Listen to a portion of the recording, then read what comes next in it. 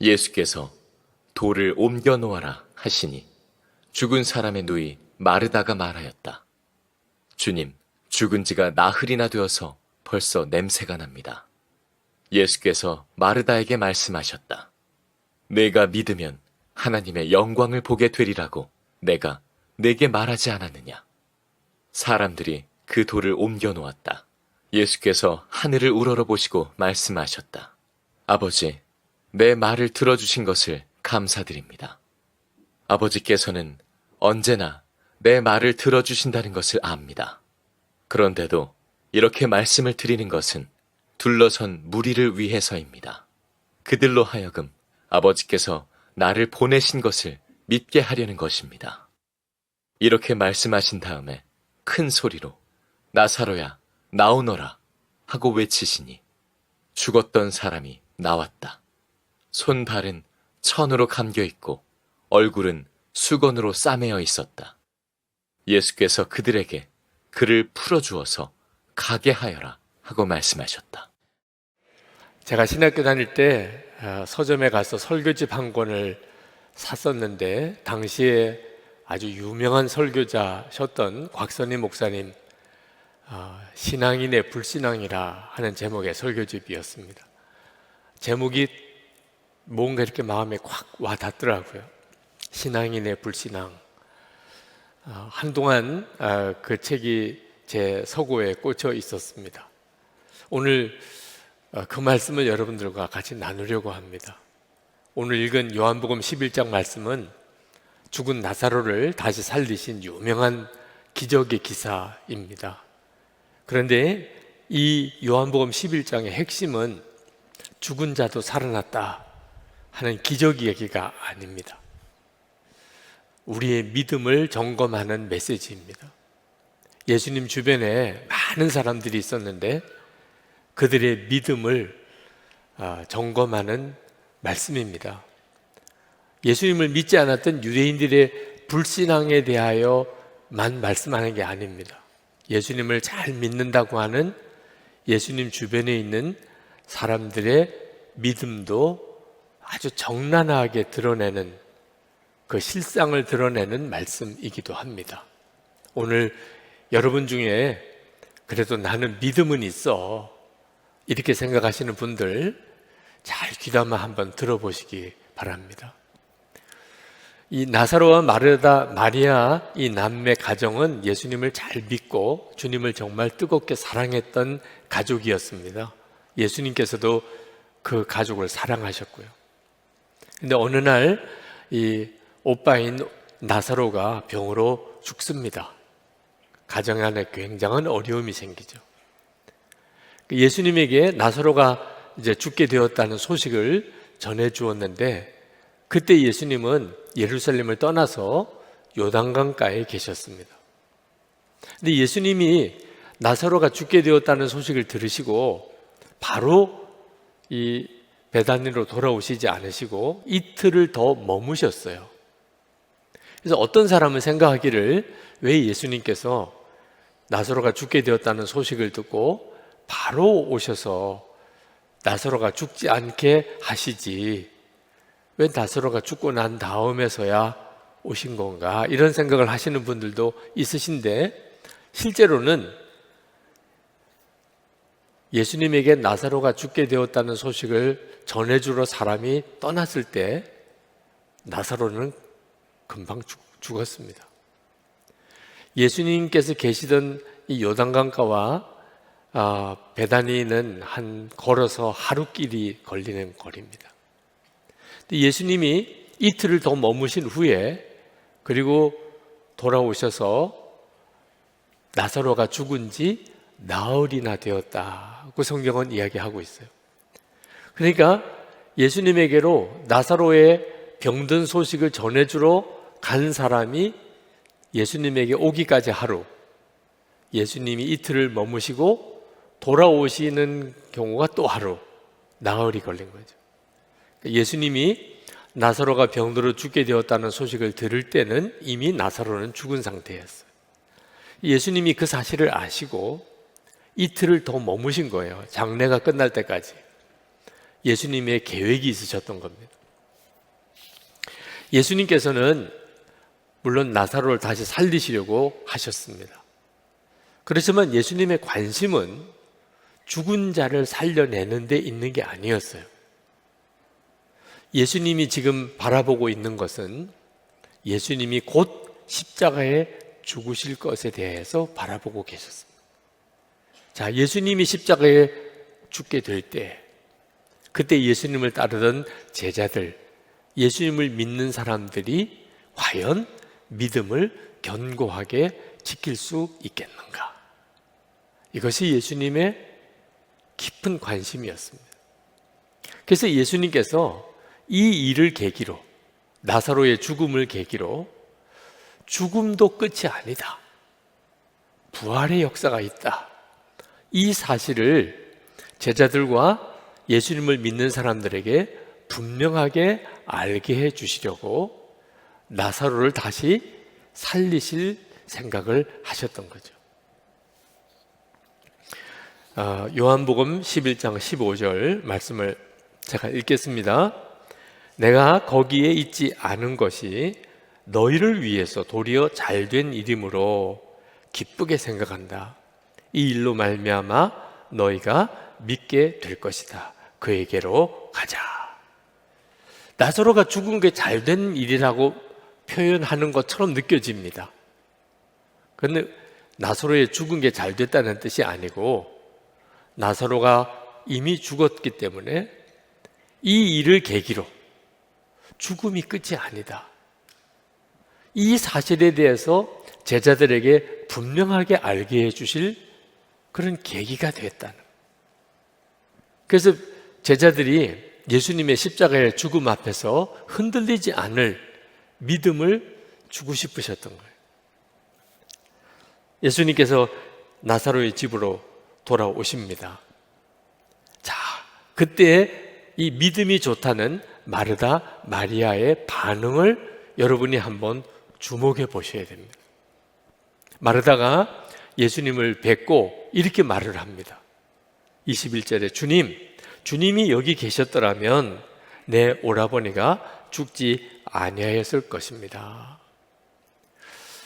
예수님에 대한 믿음을 이야기하는 거죠. 예수님이 계시면 우리 오빠가 죽지 않았을 겁니다. 그런데 이 말은 또 어떤 뜻이냐면 죽음은 예수님도 끝이잖아요. 그런 뜻이기도 합니다. 예수님은 죽기 전에 환자를 고치실 수는 있지만 죽고 난 다음에 사람은 어떻게 할 수 없는 분이다, 그런 말이기도 하잖아요. 한편으로는 믿음이 있는 것 같은데 또 한편으로는 전혀 믿음 없는 말을 하고 있는 거예요. 그래서 예수님께서 마르다에게 내 오라버니가 다시 살아날 것이다, 이렇게 이야기를 하셨어요. 자, 그랬다면 마르다가 그렇습니까? 그러면 우리 오빠 좀 살려주세요. 그래야 이게 논리적으로 맞잖아요. 그렇죠? 내 오빠가 살아날 것이라 그랬으니까. 근데 마르다가 뭐라고 대답하냐면 마지막 날 부활 때에 그가 다시 살아나리라는 것은 내가 압니다.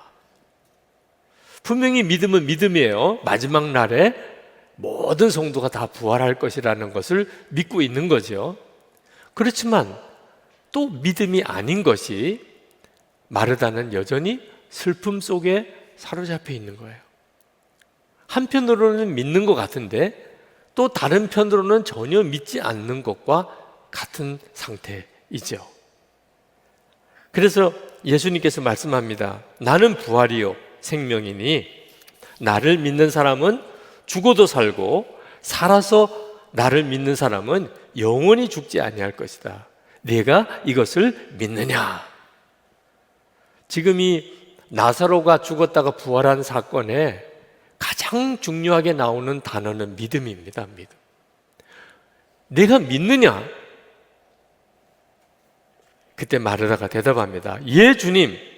주님은 세상에 오실 그리스도시며 하나님의 아들이심을 내가 믿습니다. 라고 대답해요. 흠잡을 데 없는 신앙 고백이죠.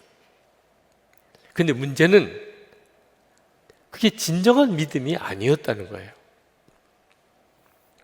앞으로 좋을 날이 올 겁니다. 네, 맞아요. 주님 부활하시는 날 우리 오빠도 살겠지요. 근데 지금은 아니에요. 지금은 여전히 슬픔이고 낙심이고 절망인 거죠. 여러분, 우리도 이와 같은 때가 있잖아요.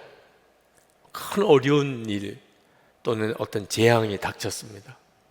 마음은 낙심이 되고 슬프고 그리고 너무너무 두려워요. 그런데 보니까 주변의 사람들이 의식이 돼요. 아, 내가 이렇게 믿음 없이 하면 안 되지. 그래서 사람들에게 말합니다. 예, 괜찮아요. 주님이 다 좋은 결과가 되게 해 주시겠지요. 저도 믿어요. 주님께서 다 회복해 주실 거예요. 기도해 주셔서 고마워요. 정말 믿음의 이야기를 하는 거죠. 네. 아, 이분이 참 믿음이 좋구나. 이런 어려움 중에도 저렇게 낙심하지 않는 걸 보니까 참 믿음이 좋구나. 그럴만 하지요. 말만 놓고 보면 그렇습니다. 중요한 거는 분위기인 거예요. 그 마음의 생각, 그가 하는 말의 표현, 얼굴의 표정, 그의 행동이 그게 믿음인가 하는 거예요. 믿음은, 진정한 믿음은 어떤 형편에서도 우리에게 평안을 주고 기쁨을 주고 감사하게 만드는 것입니다. 그러니까 믿음이 귀한 거죠. 믿음이 있어야 사랑도 할 수 있게 되는 거예요. 그런데 안타깝게도 믿음이 있다는 많은 사람들의 믿음을 살펴보면 겉으로는 믿음인 것 같은데 실제 속은 마르다 마리아처럼 다 무너져 있는 것입니다. 예수님께서 나사로의 무덤 앞에서 돌을 옮겨 놓으라 라고 말씀합니다. 그랬더니 마르다가 질겁을 하면서 주님, 죽은 지가 나흘이나 되어서 벌써 냄새가 납니다. 그러면서 마르다가 막아요. 예수님이 이제 나사로를 살리시겠다는데 마르다가 오히려 막습니다. 마르다는 분명히 마지막 날의 부활과 영생을 믿었습니다. 예수님이 그리스도라는 사실을 믿었습니다. 그런데도 마치 전혀 예수님이 자기 앞에 안 계신 것처럼 그렇게 말하고 행동하는 거예요. 여러분, 이것은 우리들의 문제이기도 해요. 우리는 예수님을 믿습니다. 예수님은 만왕의 왕이시고 하나님이십니다. 그 예수님이 지금 나와 같이 계심을 믿습니다. 그런데도 실제로 어려운 일이 생기고 문제가 생기고 나면 마음은 다 무너집니다. 겉으로는 믿음이 있는 말을 하는 것 같은데 실제 그 사람의 믿음은 그 사람의 분위기가 말해주는 거예요. 그때 예수님께서 마르다에게 내가 믿으면 하나님의 영광을 보게 되리라 그렇게 말씀합니다. 이건 굉장히 중요한 말씀이에요. 오늘 이 말씀을 들으시고 여러분이 붙잡고 기도할 말씀입니다. 믿으면 하나님의 영광을 보게 되리라. 그러시면서 예수님께서 주위에 있는 사람들이 다 듣도록 큰 소리로 하나님께 기도를 합니다. 하나님, 나사로를 살려주십시오. 그 기도예요. 근데 이미 예수님은 하나님께 그 기도를 드렸습니다. 하나님, 아버지, 내 말을 들어주신 것을 감사드립니다. 이미 예수님은 하나님께 그렇게 해달라고 기도를 드렸고 하나님의 허락을 받으셨어요. 응답을. 아버지께서는 언제나 내 말을 들어주신다는 것을 압니다. 그런데도 이렇게 말씀드리는 것은, 사람들 앞에서 이렇게 다시 공개적으로 큰 소리를 기도하는 것은 둘러선 무리를 위해서입니다. 그들로 하여금 아버지께서 나를 보내신 것을 믿게 하려는 것입니다. 예수님께서 지금 나사로를 살리는 것에 초점이 있는 게 아니었어요. 예수님 주변에 예수님을 믿는다고 하는 사람들이 죽음도 넘어서는 믿음, 죽음도 꺾을 수 없는 그 확신을 이 사람들에게 주려고 하는 것이었어요. 예수님이 이제 십자가에 죽으실 날이 다 가까웠습니다. 그때 예수님을 따르던 무리들이 그로 인해서 충격받고 무너지지 않도록 이 나사로의 죽음과 부활 사건을 예수님이 예표로 쓰시려고 하셨던 것이죠. 예수님이 우리에게 원하시는 것은 죽은 자도 다시 살아날 것을 믿는 믿음을 가지라, 그런 말이 아닙니다. 여러분이 만약에 죽게 되었거나 또는 여러분의 사랑하는 가족이 죽었을 때 하나님 살려주세요, 나사로도 살리셨잖아요, 이렇게 기도할 믿음을 우리에게 말씀하고 있는 게 아닙니다. 실제로 성경에 예수님이 죽은 자를 살리신 기적을 3번 행하셨습니다. 야이로의 딸이 그랬고, 그리고 나인성 과부의 아들이 그랬고, 그리고 나사로가 그랬습니다. 딱 3번이었어요. 예수님 당시 때 죽은 사람이 얼마나 많았겠습니까? 그런데 딱 3사람만 살리셨어요. 그 말은 죽은 모든 사람을 다시 살아나게 하는 것이 주님의 계획이 아니라는 뜻입니다. 영생이 있습니다. 예수님 재림에 오시면 성도들이 다 다시 부활하게 됩니다. 굳이 죽은 사람을 다 살려낼 이유가 없는 거죠. 예수님께서 죽으시고 부활하신 다음에 그리고 승천하셨습니다. 이 땅에 우리와 같이 계시지 않고. 그러므로 죽은 사람이 다시 살아나는 것이 주님이 원하시는 기적이고 우리가 그걸 믿으라고 하는 게 아니었어요. 주님이 원하시는 것은 죽음이 끝이 아니라는 거예요. 죽었다고 절망하지 말라는 거예요. 죽음도 뛰어넘을 수 있는, 극복할 수 있는 그 확신을 가지고 예수님을 따르라는 것이었어요. 믿음장이라고 하는 히브리서 11장 35절에 보면 2 종류의 믿음의 사람이 나옵니다. 한 종류의 사람은 믿음으로 죽은 자를 다시 살려내는 놀라운 기적을 경험한 사람, 그것도 믿음의 역사예요. 그러나 또 한 부류의 사람이 나옵니다. 그것은 더 좋은 영생을 얻기 위하여 굳이 죽음을 피하지 아니하고 죽음을 맞이했던 믿음의 사람들이에요. 스데반 집사 같은 사람입니다. 스데반 집사는 부활의 예수님을 전하다가 돌에 맞아 죽었습니다. 그러나 그가 믿음의 사람이었던 것은 그 얼굴이 천사와 같았습니다. 자기에게 돌 던지는 자들을 오히려 그들을 위해서 기도하고 죽었습니다. 이게 바로 믿음의 증거인 거죠. 예수님을 바라보았기 때문에요. 하나님의 나라의 영광을 보고 예수님이 일어서서 자기를 내려다보는 것을 보았기 때문에 스데반 집사는 돌에 맞아 죽는 순간에도 그 죽음을 두려워하지 않는 믿음을 가졌던 거예요. 여러분, 죽음 앞에서도 꺾어지지 않는 확신을 나는 가질 수 있을까? 자신 없으신 분들도 계실 겁니다. 그건 너무 높은 수준이야.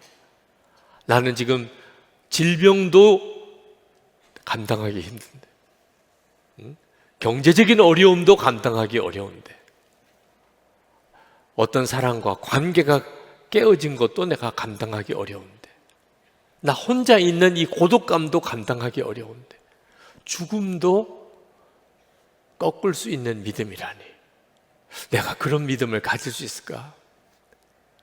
여러분, 걱정하지 마시기 바랍니다. 여러분에게 그런 믿음을 갖게 해주시는 분이 예수님 그분이십니다. 우리가 노력해서 그런 믿음을 갖는 것이 아니고 예수님이 우리에게 그런 믿음을 주시는데 우리가 할 수 있는 일은 항상 주님을 생각하는 것. 어느 순간에나 주님을 바라보고 사는 것. 히브리서 12장 2절에 믿음의 주요 또 온전하게 하시는 이인 예수를 바라보자. 예수를 바라보면 우리의 믿음이 온전해진다고 말씀하셨습니다. 모라비안 공동체를 세운 진젠돌프 백작, 그분이 살던 당시 때 유럽의 기독교인들은 예수님의 재림에 대한 신앙을 가지고 있었습니다. 예수님은 재림에 오실 때 만나게 될 것이라 그렇게 생각했던 거예요. 그런데 진젠돌프 백작만은 그 예수님은 지금 나와 함께 계시다는 것을 알았어요. 예수님은 재림에 오실 때만 만나는 게 아니고 지금 성령으로 우리 가운데 계시다는 것을 믿었어요. 이것이 모라비안 공동체를 만들게 되고 세계 선교의 문을 열게 되고 100년 동안 세계 선교를 위해서 연속 기도를 하게 만들고 유럽과 그리고 미국의 영적 대각성이 일어나는 부흥의 불씨의 역할을 이루게 된 것입니다. 조지 밀러 목사님, 허드슨 테일러 선교사님 다 세상 끝날까지 너희와 항상 함께 있으리라 하신 주님의 약속의 말씀을 진짜 믿고 붙잡았기 때문에 그들은 하나님의 위대한 일을 감당할 수 있었던 것입니다. 여러분에게 어떤 큰 문제가 생기면 덜컥 겁부터 나지 않습니까? 그건 자연스러운 일입니다. 누구나 다 그렇습니다. 질병에 어려움이 생기고 경제적인 위기가 닥쳐오고 깨어진 관계 때문에 또는 어떤 실패를 경험했을 때 사랑하는 사람이 죽었을 때 우리의 삶에 위기가 오는 일이 많죠. 그런데 여러분 이제는 정말 기억하셔야 돼요. 그때 여러분의 믿음을 점검해야 합니다. 그때 진짜 여러분의 믿음을 점검해야 돼요. 여러분이 계속 문제를 바라보면 여러분은 그 문제에서 벗어날 수가 없습니다. 여러분과 함께 계시는 예수님, 그 예수님을 바라봐야 돼요. 예수님께서 나사로의 무덤 앞에서 눈물을 흘리셨습니다. 예수님께서 왜 그렇게 슬퍼하셨을까? 나사로가 불쌍했어요? 마르다, 마리아 자매가 불쌍했어요? 지금 예수님은 나사로를 다시 살려내려고 하는 바로 그 순간이에요. 근데 나사로나 마르다, 마리아가 뭐가 불쌍해요? 그러면 예수님이 왜 눈물을 흘리셨을까? 예수님 주변에 믿음 좋다던 사람, 그렇게 주님을 진짜 그리스도요, 살아계신 하나님의 아들이라고 믿는 마르다, 마리아조차 예수님을 뻔히 보고 있으면서도 예수님은 아무것도 할 수 없는 분처럼 그렇게 여기는 그 믿음이 너무 안타까웠던 거예요. 너희들이 믿음이 정말 있느냐? 내가 십자가에 달려 죽을 때 너희들이 그 상황을 견딜 수 있겠느냐? 예수님의 마음이 정말 안타까우셨던 거죠. 예수님도 기쁘실 때가 있었고 슬퍼하실 때가 있으셨어요. 조건은 똑같아요. 믿음 때문이었습니다. 믿지 않는 걸 보면 주님은 너무너무 안타까워하셨어요. 믿는 사람을 보면 주님은 너무너무 기뻐하셨어요. 여러분, 예수님이 기뻐하시면 여러분의 인생은 아무 염려가 없습니다. 예수님이 기뻐만 하시면, 여러분을 보고 예수님이 기뻐하시면, 예수님이 기쁘시게 될 수 있는 조건이 뭐예요? 우리가 믿으면, 우리가 진짜 예수님을 믿으면 나와 함께 계시지 주님은 세상보다 크신 주님이시지 그러면 무슨 문제가 되겠습니까? 이런 믿음을 가지면 주님이 기뻐하세요. 그러면 아무리 형편과 처지가 어려운들 하나님의 영광이 나타나게 될 뿐입니다. 여러분, 믿음은 우리 스스로가 크게 하려고 해서 커지는 게 아닙니다. 주님을 계속 바라보고 주님과 동행하며 그렇게 살다 보면 갑자기 내 믿음이 완전히 달라져 버려요. 예수님의 제자들이 처음부터 믿음이 좋은 사람들 아니었습니다.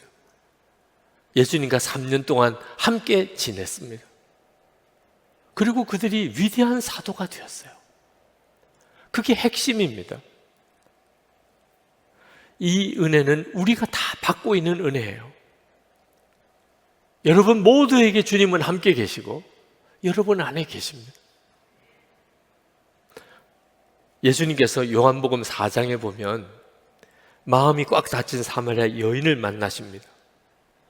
요한복음 5장에서는 베데스다 연못에서 38년 된 병자를 만나십니다. 요한복음 6장에서는 5천 명이 넘는 무리들을 먹여야 했습니다. 요한복음 8장에서는 음행하다가 붙잡혀서 돌에 맞아 죽을 처지에 있는 여인을 만납니다.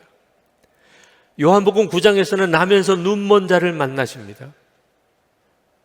그리고 11장에서는 나사로의 죽음을 보십니다. 이런 일을 만날 때 예수님은 어느 순간에도 마음을 졸이시거나 당황해 하시거나 두려워하시지 않으셨어요. 그리고 항상 이 일은 하나님의 영광을 드러내는 계기다. 그렇게 생각하셨어요. 그 예수님이 지금 우리 안에 계시다고요. 제 안에, 여러분 안에 그 예수님이 계시다니까. 죽은 자가 살아나는 것보다 더 큰 기적이 하나님이신 주님이 우리 안에 계신 거예요. 엄청난 기적이 실제로 우리에게 일어나고 있는 거예요. 우리가 그 예수님을 바라보고 살기 시작하면, 그러면 우리 안에 모든 근심과 두려움이 다 떠나게 됩니다. 요한복음 14장 27절에 이렇게 말씀합니다. 평안을 너에게 끼치노니 곧 나의 평안을 너에게 주노라. 내가 너에게 주는 것은 세상이 주는 것 같지 아니하니라. 너희는 마음에 근심하지도 말고 두려워하지도 말라. 지금 우리 안에 계신 주님이 우리에게 말씀하고 계신 거예요. 마르다는 예수님을 육신으로 보고도 전혀 믿음으로 반응을 못했습니다. 지금 예수님 우리 안에 계세요. 우리가 예수님을 믿음으로 바라보기 시작하면 근심도 두려움도 다 떠나는 놀라운 평안이, 죽음도 이기는 믿음의 역사가 실제로 우리 삶 속에 나타나게 됩니다. 제가 선한목자교회 부임에 와서 가장 큰 은혜를 받은 것은 항상 주님을 바라보는 믿음의 눈을 뜨게 된 겁니다. 그건 형편이 너무 어려웠기 때문이에요. 주님이 나와 함께 계시는 게 사실이라면 살 것이고, 주님이 함께 계시다는 것이 사실이 아니라면 저도 교회도 다 망하게 되는 그런 처지였습니다. 그래서 저는 오직 주님 바라보고 주님 바라보고 주님 바라보고 살았어요. 그리고 정말 놀라웠게도 나는 죽고 예수로 사는 십자가의 복음을 실제로 체험하게 되었습니다.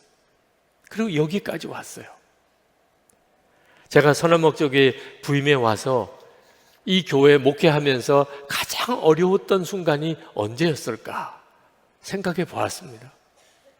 수백억의 부채, 건축 부채를 짊어진 것인가? 아니었어요. 진짜 저에게 있어서 어려웠던 순간은 제가 정말 예수님을 진짜 믿지 못하고 우리 교회가 이 건축 부채의 수렁에서 헤어나올 수 있을까? 우리 교회가 진짜 온전히 예수님의 그 교회가 될 수 있을까? 성도들이 정말 믿음으로 주님과 동행하고 주님 안에서 하나 되는 그런 성도들이 될 수 있을까? 믿어지지 않을 때였어요. 이런 일이 과연 일어날 수 있을까? 이게 과연 이루어질 수 있을까? 마음속에 의심했을 때 그건 주님을 바라보지 못했을 순간이었어요. 저 자신을 보고 사람 보고 여건과 환경을 보니까 도무지 믿어지지 않았던 거예요.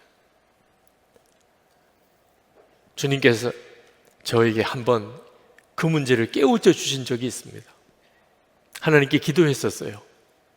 예수님, 저와 함께 계신 증거를 보여주세요.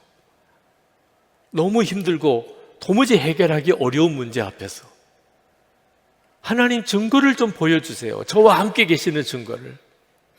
그때 주님께서 저에게 즉각 주신 응답이 증거를 찾지 말고 먼저 믿으라. 그때 깨달았어요. 예수님이 저와 함께 계신 증거는 수도 없이 많다는 거예요. 예수님이 저와 함께 계시지 않는데 제가 지금 어떻게 여기에 있을 수 있어요? 예수님이 함께 계시지 않는데 여러분이 어떻게 이 자리에 있을 수 있냐 말입니다. 증거는 수도 없이 많아요. 예수님이 나와 함께 계신 증거는. 그런데도 왜 계속 증거를 찾습니까? 이제는 믿으라. 그래서 주님께 즉시 고백했습니다. 주님이 저와 함께 계신 것을 믿습니다. 주님이 저와 함께 하심을 믿습니다. 참 신비하게도 얼마 안 가서 제 마음이 너무나 편안해지는 거예요. 주님이 함께 계신 것에 대하여 믿음의 고백을 하면서 아무리 큰 문제처럼 여겨졌던 것도 주님 앞에서는 아무것도 아닌 거예요. 그러니까 편안한 거죠. 그렇게 그 문제로 씨름을 해서 그랬었는지 그날 밤에 꿈을 꾸었어요. 제가 설교를 하는 꿈이었습니다. 늘 설교하면서도 꿈에서도 설교하는 것도 좀 그렇긴 합니다만 하여튼 제가 예수님은 우리와 함께 계시고 그 예수님과 하나가 되는 것이 십자가의 복음입니다. 그 내용을 제가 설교하고 있었어요. 너무나 마음이 간절했습니다. 예수님은 우리와 함께 계십니다. 그 예수님과 우리는 하나가 되는 것이 바로 십자가의 복음입니다. 그 말씀을 전하는데 말씀을 전하는 저에게도 말씀을 듣는 회중에게도 하늘에서부터 놀라운 평안이 임하는 것이 느껴지는 거예요. 그래서 제가 교인들에게 여러분도 느끼십니까? 지금 하늘로부터 우리에게 놀라운 평안이 임하고 있지 않습니까? 너무너무 감격스럽더라고요. 진짜 말씀을 전하면서 펑펑 울면서 그렇게 전했어요. 그러다가 깼습니다. 너무너무 꿈 내용 자체가 황홀한 데다가 너무 감격스러웁니다.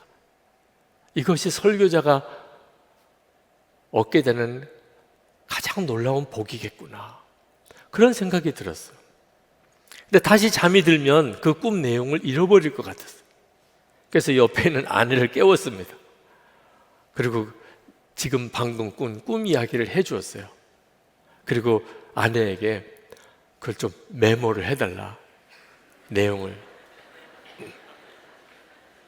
아침에 일어나서 아내와 그 메모했던 내용을 읽는데 찬송가 가사더라고요. 찬송가 455장 가사예요. 주님의 마음을 본받는 자, 그 마음에 평강이 찾아오면 험악한 세상을 이길 힘이 하늘로부터 임함이로다. 주 모습 내 눈에 안 보이며 그 음성 내 귀에 안 들려도 내 영혼 날마다 주를 만나 신령한 말씀 늘 배우도다. 가는 길 거칠고 험하여도 내 마음에 불평이 없어지면 십자가 고난을 이겨내신 주님의 마음 본받음이라. 주님의 마음 본받아 살면서 그 거룩하심 나도 이루리. 그때부터 저는 설교할 때마다 예수님은 우리와 함께 계십니다. 우리는 그 예수님과 나는 죽고 예수로 사는 것이 십자가의 복음입니다. 그 내용을 늘 설교했습니다. 여러분도 귀에 못이 박히도록 들으셨죠? 유 목사는 저것밖에 설교할 게 없나 보다, 그런 생각을 아마 하셨을 겁니다. 그때 그 설교하면서 느꼈던 감동과 충격이 너무 컸기 때문에, 그리고 그 말씀의 역사와 능력을 저는 보고 있어요. 여러분 안에 아마 힘들고 어려운 일들이 있으실 겁니다. 사랑하는 사람이 병에 든 사람, 여러분 자신이 병에 든 사람, 사랑하는 가족과 사별한 사람, 우리에게도 사업에 실패가 옵니다. 우리의 삶 속에서도 이런저런 모양의 좌절도 있습니다. 우리를 배신하는 사람도 겪게 됩니다. 앞이 캄캄해질 정도로 정말 절망적인 처지에 빠지기도 합니다. 도무지 기뻐할 수도 감사할 수도 찬송할 수도 없는 처지에 있는 사람도 있습니다. 여러분, 그때 진짜 정신 똑바로 차리고 여러분의 믿음을 점검해야 합니다. 문제를 바라보면 그러면 완전히 빨려 들어가 버리고 맙니다. 정신 똑바로 차리고 여러분과 함께 계시는 주님을 주목해야 해요. 여러분을 믿음 안에 일으켜 내실 분이 주님이십니다. 주님을 바라보기만 하면. 그리고 마르다에게 하신 말씀, 내가 믿으면 하나님의 영광을 보게 되리라. 여러분 모두에게 주시는 주님의 응답입니다. 여러분이 진짜 주님을 믿으면, 마르다처럼 육신의 주님을 눈으로 보고도 실제로 주님을 믿지 못했던 마르다처럼 하지 마시고, 믿음으로 여러분과 함께 계시는 주님을 주목함으로 여러분의 삶에 부딪힌 모든 문제들이 하나님의 영광을 드러내는 역사가 되기를 축복합니다.